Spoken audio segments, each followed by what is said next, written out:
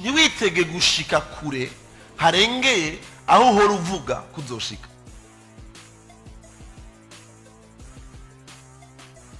N'essaie pas de t'imaginer que tu vas te retrouver dans un endroit, dans des choses extraordinaires que tu n'as jamais dit à tes amis, que tu n'as jamais dit que tu vas les réaliser. ntiwitege gushika kure harengeye aho wama wiyumvira canke aho wama uvuga. Hari ibintu naho twopfa tutigera tuvyiyumvira tutopfa twarashitseko. Abandi bariko baja mu kwezi hariya, bariko batera ibigendajuru, natwe tukaguma muri twatundi duto nyene. Bo sinokwirirwa ndatuvuga, muratuzi nyene, nitujya nyene vyogora. Mbere ntivyopfa vyaranakunze yuko dushobora gushikira abandi. Twiyumvira iki? Twiyumvira gushikahe? Abarundi naho turi nyuma y'abandi, cyo turiyumvira ibintu binini. Bibiri ivuga ngo reka umunyantege nke avuge ko ari umunyankomezi. Voilà. Reka tuvuge yuko ekipe z'Uburundi zishobora kuba izambere kw'isi. Reka tuvuge yuko abarundi bashobora kuba bambere kw'isi mu gukora ibintu kanaka. Reka tuvuge yuko abarundi bashobora kuba bambere kw'isi bakurikirana. Reka tuvuge yuko abarundi bashobora kuba ba influencer bambere kw'isi bavuga isi igakerama. Reka tuze turatura ko abarundi bashobora kuba mu bahinga bambere kw'isi. Reka tuze turiyatura ko ibintu bikomeye tuzoba bakomeye.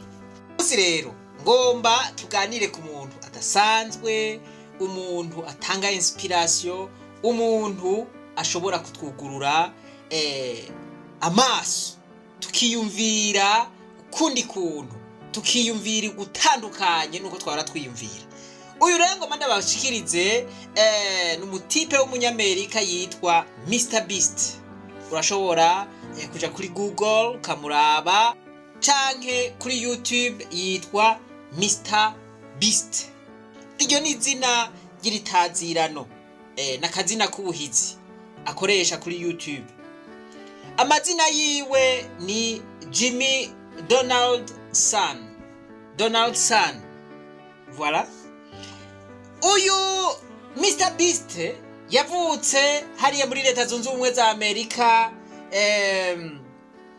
muri leta ya California, mu gisagara bita Greenville. Voilà. Aho ni muri California y'amajyaruguru. Aho hari mu 1998. Uyu mutipe akazi kiwe akora kuri YouTube. Bamwita umu YouTuber. Nukuvuga ngo umuntu kenshi akorera kuri YouTube bamwita umu YouTuber. Ibindi bikorwa asanzwe akora numugira neza. Reka tuvuge ko ari umugira neza, numu philanthrope canke philanthropist mu Congereza. Ni numu entrepreneur canke umunyamigambi canke uwikorera utwiwe. Voilà, uwikorera ivyiwe. Afise urubuga rwa YouTube rukurikiranwa n'abantu benshi kw'isi. Niwe wa mbere afise abamukurikirana benshi. Afise amahera menshi. Bivugwa yuko afise amamiliyoni y'amadolari arenga ku 500. Aya mahera rero ahanini ayafashisha abantu mu guhindura ubuzima bwabo. Muti yatanguye kumenyekana gute rero Jimmy Donaldson? Mu mwaka wa 2012 niho yatanguza urubuga rwiwe rwa YouTube. Afise imyaka 13. Atangurira ku ma video bita gaming videos, nama video y'udukino canke bimwe bita je video. Ivyo yabikora nk'abandi bose, nta bantu benshi yari afise bamukurikirana. Mu mwaka wa 2017 aho murumva yuko hari haciye imyaka 5 akoresha urwo rubuga. Mu mwaka wa 2017 rero niho yakora video yatumye amenyekana kw'isi. yakoze video nibaza yuko ariyo ya mbere ku isi ndende. Ni video imara amasaha 40. Yakoze video ariko aharura gushika ku bihumbi 100. Iyi video rero yarabwe n'abantu benshi cyane, amamiliyoni y'abantu. Ubu mu myaka 8 maze kurabwa ni miliyoni 31. Iyi video rero niyo yakabuye rwa rubuga rwiwe kurabwa n'abantu benshi. Rumaze kurabwa n'abantu benshi, murumva yuko yaciye atangura kuronka amahera, aca atangura gukora imigambi. Iyo migambi yari imigambi yo gufasha abantu mu buryo butandukanye, gufasha kugira ngo ibidukikije donc bigume bimeze neza. Umugambi wa mbere yakoze yawise Beast Philanthropy.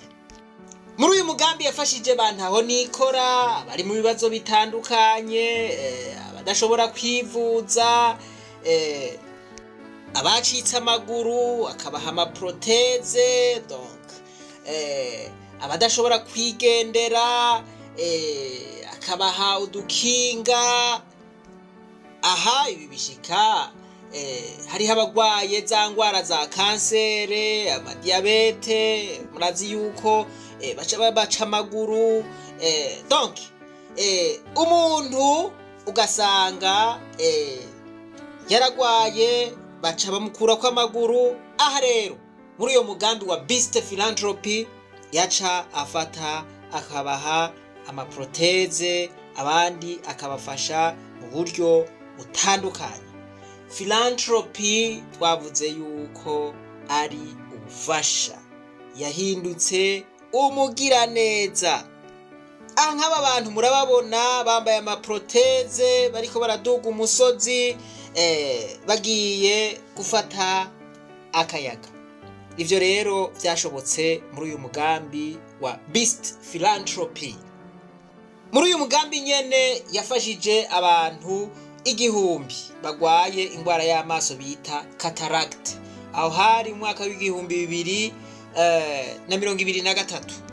Muri uwo mwaka nyene yarafashije abatumva bafise ingwara yo kumva basubira kumva, aho yarabavutse. Yarafashije n'ibitaro bita St. Jude Children's Research Hospital rifasha abana bagwaye kanseri hamwe n'izindi ngwara. Yarubakiye ibigwati abantu mu turere dutandukanye. Subiye inyuma gato mu 2019 yakoze umugambi yise Team Trees. Ubu wabaye umugambi uguteza ibiti mu bice bitandukanye vy'isi. Yakoresheje imiliyoni zishika 23 z'amadolari. Mu mwaka wa 2021 yagize uwundi mugambi yise Team Seas. Muri uyu mugambi yakoresheje imiliyoni zababa 30 z'amadolari. Muri uyu mugambi aya mahera yakoresha mu gukura ibintu vy'amaplastike mu mazi canke mu biyaga. Murazi yuko bituma ibidukikije vyononekana. Uyu mugabo rero azwi nk'umuntu wa mbere ku isi akwirikiranwa n'abantu benshi canke afise abanywanyi benshi kuri YouTube. Afise abanywanyi bangana ni miliyoni 364. Murumva yuko aba bantu ari benshi cyane. Voilà, azwi nk'umuntu amaze guterera canke gufashisha amahera menshi cyane. Aho ayafashisha nahababwiye. Uyu Beast arafasha n'abanyamitahe bato abantu usanga bafise ivyiyumviro usanga bitomoye mugabo barabuze dutahe, arabafasha agafasha abatari bake. Abwiye yuko bivugwa ko afise amahera yoba yababa imiliyoni 500 y'amadolari. Aya mahera n'amahera menshi cyane, n'amahera yababa amahera leta y'u Burundi ikoresha ku mwaka. Voilà, nko mwaka wa 2024 leta y'u Burundi yoba yakoresheje amadolari imiliyoni 787 z'amadolari y'abanyamerika. Murumva yuko aya mahera yababa aya mahera asumba gato amahera uyu mutipe afise. Voilà, niyumvire afise amahera agomba kungana n'amahera y'abarundi bose baba bashitse hamwe akonganye. Voilà, budget yose abari amahera y'abarundi bose akonganiye hamwe. Aya mahera none ayaronka gute? Birumvikana mwohava mwiyumvira muti none aya mahera afashisha abantu angana uko ayakurahe, ayaronka gute? Voilà, ingene aronka aya mahera nivyo ngoma ndababwire. Yarubatse izina, yarubatse urubuga, aca atunganya udupira canke ama t-shirt, ayashirako ikimenyetso ca YouTube yiwe canke logo. Voilà, ategura inkofera z'ubwoko bwinshi, n'udupira tw'ubwoko bwinshi turiko ya logo, imipira. Voilà, ibintu vy'ibikombe, ibikombe usanga biriko ya logo yiwe. Ivyo bikombe rero, ivyo bintu vyose bica bigurwa na babantu yama miliyoni mukurikirana nibo baca babigura. Aha mwumva ikintu, ntibaba biguze kubera ari vyiza gusumvya ibindi, ntibaba biguze kubera bizimbutse canke bizimvye gusumvya ibindi. Oya, baba biguze kubera bashimye ivyiyumviro vyiwe, baba bazi yuko ayo mahera acaja guhindura ubuzima bw'abandi bantu. Uguze ico kintu amenya yuko ahinduye ubuzima bw'umuntu kanaka, amenya yuko aguze canke aterereye mu kugura ya proteze canke ya proteze ya wa muntu yaciye ukuguru. Abazi yuko atanze umuti wa muntu agwaye kanseri, wa muntu agwaye diabete hariya, wa mwana amerewe nabi hariya. Voilà, rero igituma babigura kubera ivyiyumviro vyiwe, babigura kubera baba bazi yuko acaja kubifashisha abo bandi.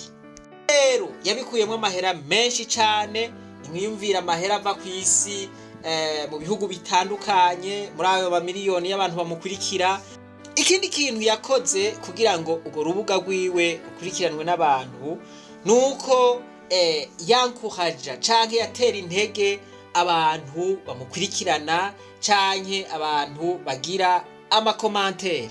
Abo yarabaha icitwa reward, nukuvuga ngo abantu bakomana ibintu biri raisonnable, ibintu vyumvikana, abantu bashiramwe ubuseriye mu vyo bakomanta, abo yaca baha agashiruka bute mu mezi kanaka. Akavuga ati abantu bagize amakomantere menshi kandi ari raisonnable naba ari nka 10 canke 50 bose akabaha agashiruka bute yateguye.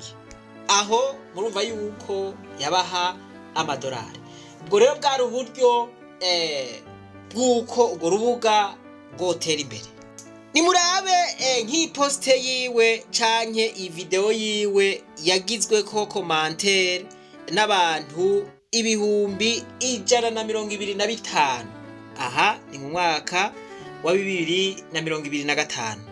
Aha nk'iyi video ibiza yafuse, ukuvuga ngo amakomantere aratuma urubuga ruduza umurindi. Voilà, ivyo abandi bashitseko, inkuru z'abandi zirashobora kudufasha mu buryo bumwe n'ubundi, zirashobora kuduha inspiration. Mbega abandi babishitseko gute? Tweho ntitwobishikako. Voilà, natwe izo ngorane turazifise. Turafise bantaho nikora benshi, turafise abagwaye benshi, turafise abaciwe ibihimba vy'umubiri benshi.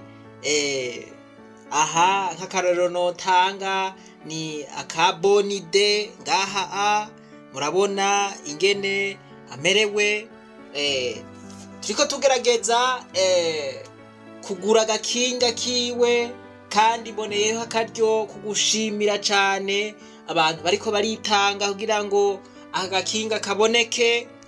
Murabona ko ngaha akeneye proteze, voilà, kugira ngo azosubire kugenda ahagaze.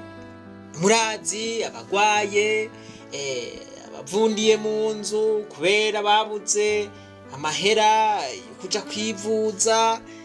Murazi abasamburiwe amazu n'imyuzurire.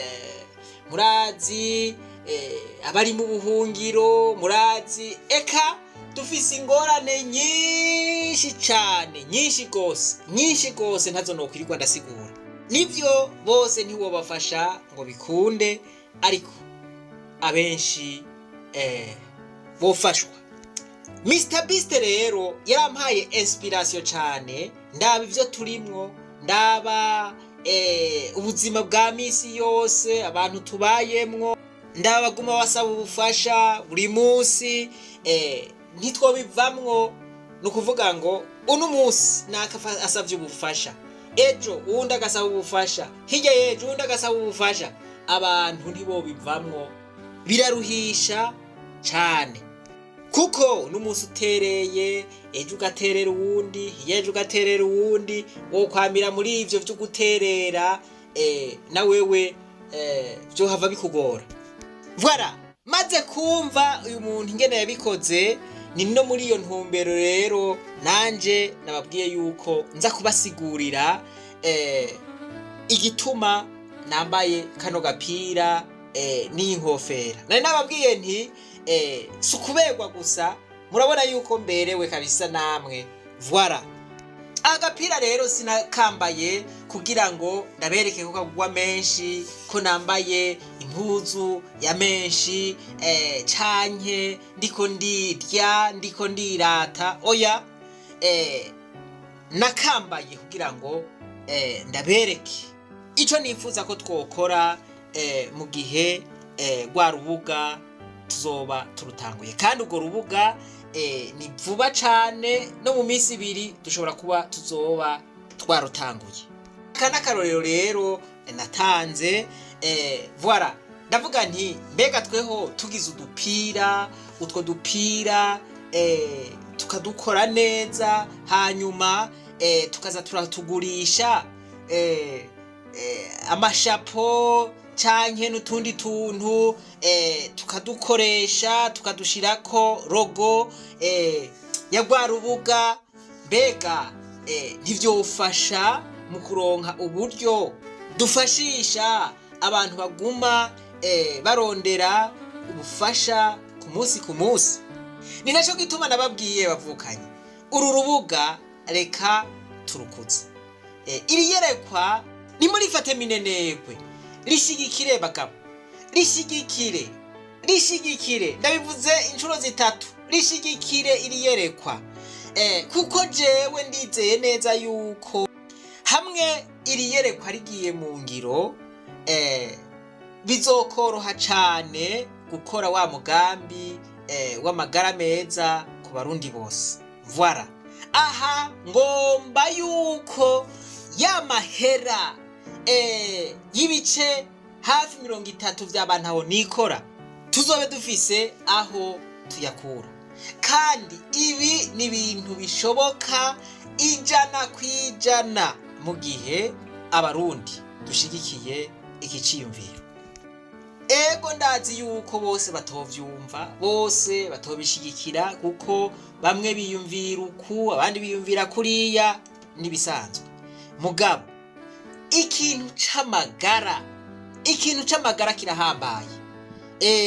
Aba tuvuga yuko ejo twifuza kubafasha, voilà, abantu usanga bagira kudukinga, usanga baraciwe amaguru canke amaboko, abo usanga badafise ubushobozi, voilà, muri ibi canke biriya, abo usanga badafise udutahe, ejo tukifuza kubafasha. Ejo hari naho wosanga turiko dufasha umwana wawe, hari naho wosanga turiko dufasha inshuti yawe canke wewe nyene, voilà. Amagara n'amazi aseseka ntibayore, kandi abarundi nabo barayamaze ngo umuntu ahebura ubumuga apfuye.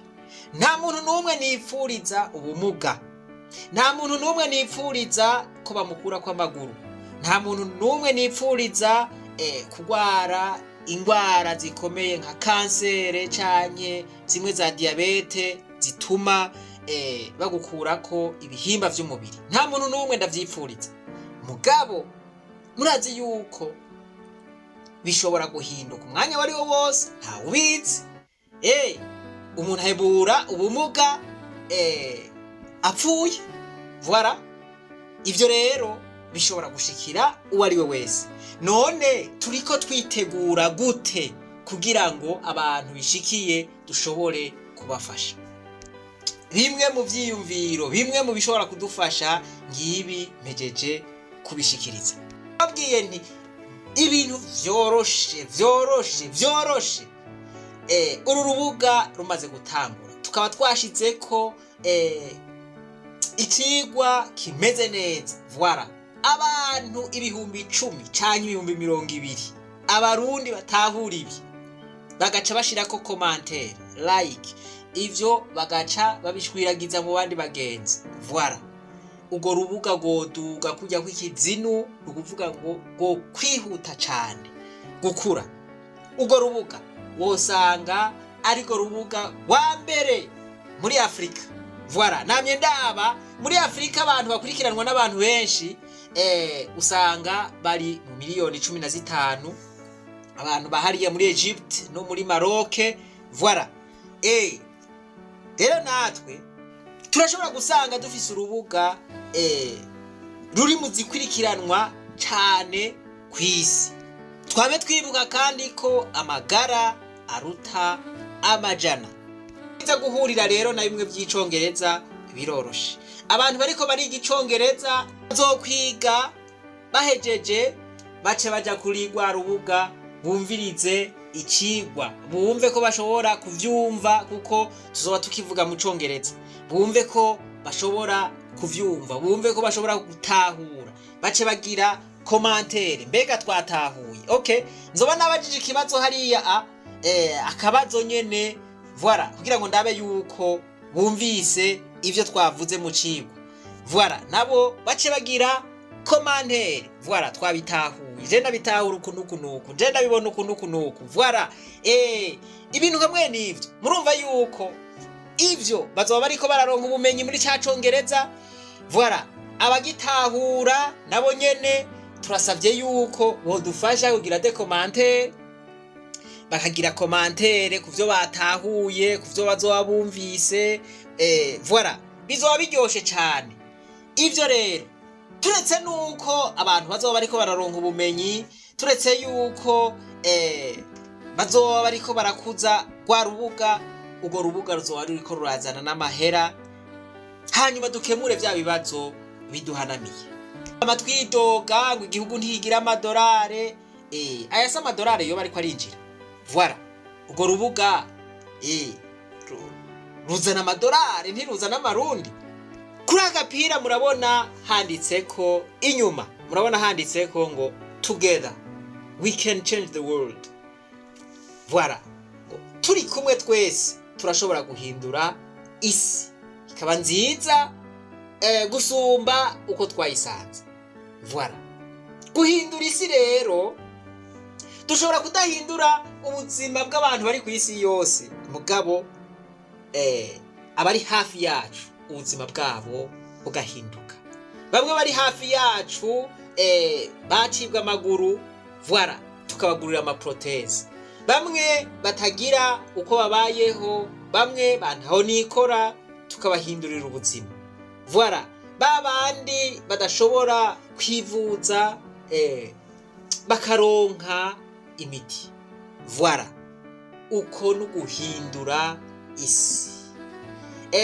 Baden Powell yavuze ati gerageza muhindura isi ibe nziza gusumba uko mwayisanze. Turiko dukora iki kugira ngo dushobore guhindura isi kabavukanye? Voilà, naho nyene nkura ukuvuga yuko niyo twaja mwijuru, niyo twarenguka ukibukama, nibaza yuko atawuzobwira Imana mu kuyiha raporo ngo nari mfise amadolare, amakonte abogaboga amamiliyoni y'amadolari. Sinibaza ko hari umuntu azobivuga, nuwo bivuga nibaza yuko Imana bitoyiryohera. Ahubwo Imana niyo yatubaza, bizoyiryohera tuyibwiye duti twahinduye ubuzima bw'abantu bungana uko. Voilà, amadolari twari dufise twayahinduje ubuzima bw'abandi bantu. Ndasubiyemwo, ibi ndiko ndavuga si ngombwa ngo mubitahure mwese, ndazi yuko hariho abatabitahura, ariko kandi ndizeye neza yuko hatabuze abo bikora ku mitima. Cane cane abo nzi ko bishobora gukora ku mitima n'abantu bamaze gushikirwa navyo, n'abantu bafise inshuti byashikiye, canke n'abantu bari basanzwe bafise uwo mutima, canke biyumvira bati mbega ibi bintu bizohera ryari, mbega ni gute ibi bintu byohinduka natwe tukabaho nk'abandi, ni igiki cotuma ubuzima tubayemwo buhinduka.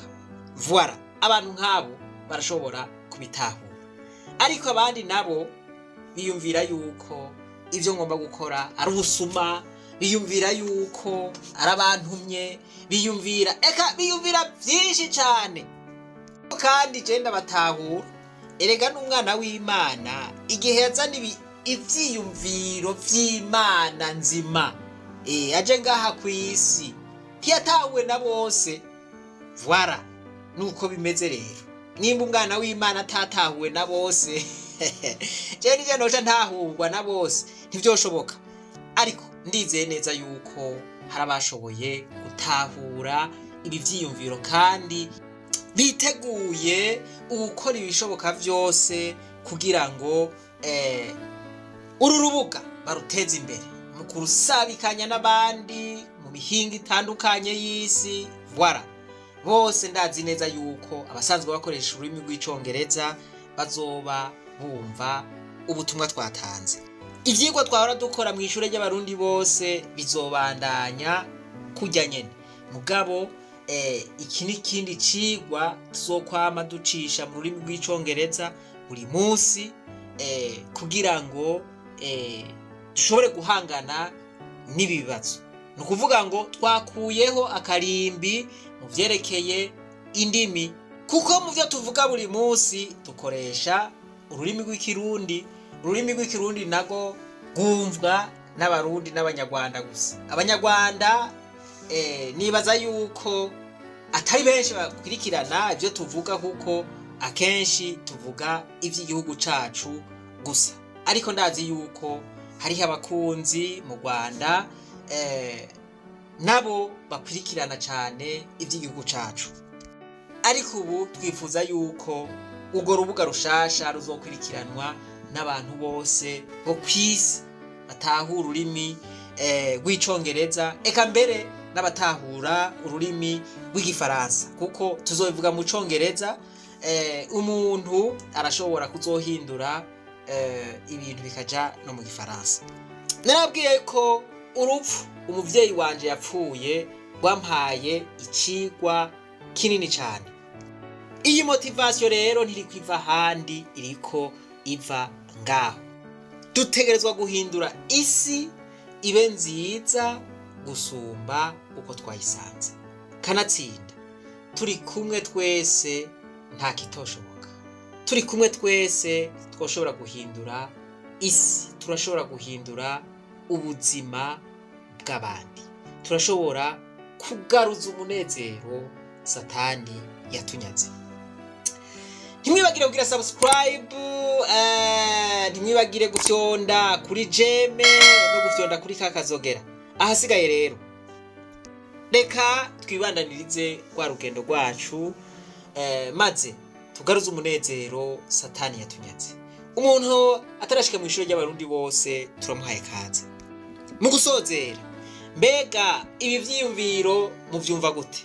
Murumva hari ico vyofasha? Murumva hari ico vyoshobora kuvuna? Nuko turakeneye ico muvyiyumvirako muri komantere zanyu.